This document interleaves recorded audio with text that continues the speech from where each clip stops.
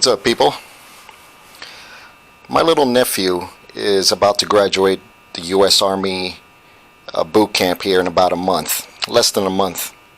So I can't be there for his graduation. I got personal projects to do, work related, and I just can't afford it. But what I can afford is maybe to set him off on the right foot, hopefully, with a brand new Army Soldier EDC starter kit here to sort of give him a jump in success in his new life-changing career for now, temporarily, or if he decides to go any further. But I think this is the minimal type of gear that I could relate to, because my particular day and age in the service was 20 plus years ago. I got out in 1995 and I served in the Marine Corps for about 6.5 years. Got out as an E5, but he is freshly going in, wet behind the ear, what the Marines call, and I think the Army and all the other services also call, a boot. That's right, he's a boot about to hit the Army regiments out there, or whatever they call it. We call it the Fleet Marine Force. But as a fresh new private or whatever, E1, he's going to get messed with quite a bit, and he's going to be the whipping boy of every NCO and above to get things done. The muscle of the organization for now. But what I have here in front of you is what I think he might need as an starter EDC kit. It's not the complete set, I don't think. That will be determined by what his job is, which I don't know. My sister is, don't follow that too much. He doesn't know much about that. And just the basic minimum, and everything else he could fill in the blanks if he needs it. But this will get him started, I think, in a successful, good start in his Army career. First of all, I just don't understand why he's joining the Army when he had 2 male role models in his life that served in the Marine Corps. So I don't know if we scared him or what, but I guess it is what it is, and he's a big boy now. He can make his own decision. But nonetheless, I'm still proud of what he's decided. I think every young person in the world should do some military time, and just, if anything, to get some real fast life experiences. It could be bad, it could be good. It's what you make out of it.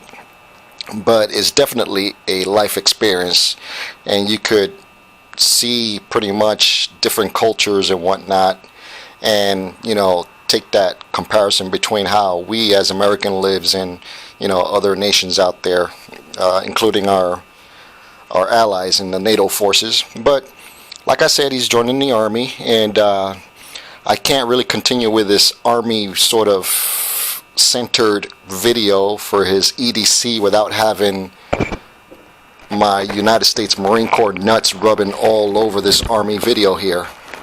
That's just the way it is. It's got to be this way. Got to rub off a little bit of USMC on him.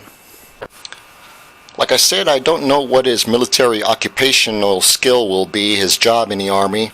I think I got a hint that he may be a communications operator, comm op, radio man. So I think he's going in that way, but I'm not sure. But nevertheless, he'll be in garrison and possibly deployed overseas, Middle East, I would imagine, or Germany, who knows. But what every service person should have out there is a multi-tool. I got him a personalized Leatherman Surge. I got his name sort of laser etched into the tool itself. His first name is Jalen, and right afterwards, U.S. Army. And not only that is cool, is something personalized from his big uncle, and and this will definitely be useful for him. We all know there's some thieving bastards in the service. Just because we're in the armed forces of whatever nation doesn't make you the most honorable of people out there. So not only I think this is cool for him and everything, but this will sort of negate some thieving bastards walking away with his Leatherman tool, because it'll be kind of hard for him to scrape that off. You could probably grind it, but it's a bit too much trouble for some jackass to be stealing it. So that's a double reason why. And I think this is a pretty cool gift. I wish somebody gave me one of these. But he definitely would need a Leatherman tool, in my opinion, for whatever job. It's bigger and beefier, somewhat soldier proof. Not exactly, I would say, but you know, close enough. What I like about this is it's the bigger brother of the Leatherman Wave, and has these heavy duty scissors that he may use be useful. Serrated edge for ropes, cutting ropes or whatever, and of course the blade. And the blade is a bit bigger than, you know, your normal sized, medium sized Leatherman, like this Leatherman Surge here. So it's a hair bigger than that. Right over here we got Corporal. He's also a Latino, and he works on electronic equipment. What do you got to say there, Devil Dog? And this is my personal e-tool, multi-tool here. But this will have everything I think he would need. Screwdriver, well, you know, it's a multi-tool. So along with that, I got him a space pen. Every service member should have a pen on them. And this writes anywhere in the rain, upside down, you know the deal. What I like about this is it'll go right into this pocket here. I got him the clip too, so it'll just clip into the pouch right here. So that's part of it. So let's put the Leatherman in there. So that's part of his kit for his belt loops or whatever under his uniform. The next will be a Phoenix LD02. I got him a new one. This is my personal one. I love it. It's gone through 3 wash loads in the washer. You know, you leave it in the pocket, forget about it, and it survived. It still works. And this has been very reliable. No, it's not a bigger flashlight or whatever, but you know, under uniform, at least when I was in the Marine Corps, they didn't really want this big honky EDC kit hanging from your belt. But something like this is very inconspicuous, subtle, and it would, you know, many NCOs will overlook this, I would imagine, me being an NCO back in my day. And that goes into that little pocket right there. And there you have it. Light, writing tool, multi-tool, in a nice little package there. And that goes on his belt. I got him an extra different kind of EDC write anywhere pen, Fisher space pen, but a different style. So I give them both decisions. Along with that, a Write in the Rain book. And I'll show you some footage here, or pictures of me in my time having one of these books, a bigger one in the background, that I kept for electronic notes, technical notes that I kept. But I wouldn't call it brown nosing.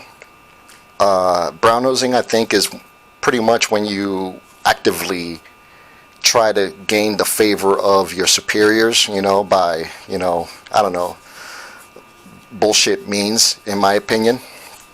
But if an NCO comes up to you and he gives you like a laundry list of stuff to do, and you're like, hold on a second, you whip this bad boy out, whip out your space pen, and you start taking notes, you know, just nonchalantly, that NCO or others watching will probably be like, that soldier there is locked on, he's squared away, we got to give him some more, you know, leadership positions or whatever, or better sort of details, working parties to do, rather than, you know, give them a shovel or a rake to rake sand in the desert. You know, working parties to keep the soldiers busy. An idle soldier or Marine is a dangerous Marine. And something like this, I think this is a 5" by 3.5" will fit nicely in one of his pockets in his utilities. anywhere in his utilities, and it's low profile where it won't print. And at least in the Marines, if you got this big old book thing coming out of your pockets or whatever, printing really largely, you might get some hassle over it, for looking like shit, like a shitbird. That's what we used to call them back in the day. But this here is inconspicuous, slips in your pocket nicely, and you will still look sharp. In my opinion, like I said, this too will kind of look sharp under your uniform as well. The blouse or the top shirt for all you civilians will just cover it down this way, and it will be covered from the peering eyes of overzealous NCOs or officers out there. And when you need it, you could just go on in there and take whatever tool you need. So it's having that capability in uniform, in garrison or overseas, and to still look sharp and within the dress code. I don't know how it is these days, but back when that was somewhat of a big thing. And lastly, what every service person should have is a watch. I didn't get them one of the digital ones like the G-Shock or the Timex Iron Man or something like that. Some of the ones, it was hard for me to kind of decide which model to get them, because they had all sorts of beeps and whistles and buttons all over the place, and it was really convoluted as far as the screen and everything. For me, I don't know what the kid would want or would desire, but I figure let me keep it as simple as possible. Keep it simple, stupid. So here I got him a Marathon Navigator watch. The particular model is the Navigator. Is pretty much meant for pilots or anybody going up in altitude. The claim to fame for this one is that the display is made out of acrylic, and the elevation gains, from 18,000 feet or 34,000 feet or whatever, it would pretty much make this shatterproof because of the elevation gains. Not only that, you have a bezel here to sort of help you time stuff. And I use that quite a bit with my watch here. This is an SKS 013 Seiko. And diver's watch, but I used a bezel there for the same purpose, to time stuff. Basically 3-minute eggs or whatever. I'm a civilian now. And some other crap. But who knows? But as a soldier, I'll put in some footage of some of the guys in my unit back in the day and myself always having a watch. It's like the Vince Lombardi rule. If you're not 15 minutes early, you're late. Is that sort of attitude, at least with us in the Marine Corps. And it's very important for him to be punctual to whatever assignment he may be given, or is just very important, in my opinion, is to have a reliable watch. This is a Marathon watch. Like I said, it's got mil-spec ratings on it. It's really light. I mean, it's stupid light. It kind of feels cheap, like a kid's toy actually, but it does withstand some abuse out there from all the reviews I've heard about this. Don't like that the glass is not sapphire. I guess it's okay for so it won't shatter. It's made out of acrylic, but that's one thing. The bezel moves, and if you see the faceplate, you get the regular standard civilian sort of 1 o'clock to 12 o'clock, and then right below it, or in the inner ring, or inner sort of, let me see if this won't focus very well. The inner ring will show the military time of 1300, 1400, and so on. No date, no day, just a plain simple watch. I bought it in quartz, so this watch will last him his 2-year enlistment. I don't know what the deal was with the 2-year enlistment. That's kind of unusual, but I guess it does exist, and he took that particular route. But he wouldn't have to change the battery on this until after that enlistment, and it would show you that you are, what do you call it, the battery is going low. It'll do some funny things with the seconds hands, like stop or something like that, for like 4-second increments. But this is designed to be tough, inconspicuous. Like I just dropped it on the floor. And there's no scratches. Okay, good, I'm good. Anyway, so this will keep him out of trouble for sure if he decides to wear it. And that's what we got for his Army Fresh Boot EDC kit there. And I wish him luck.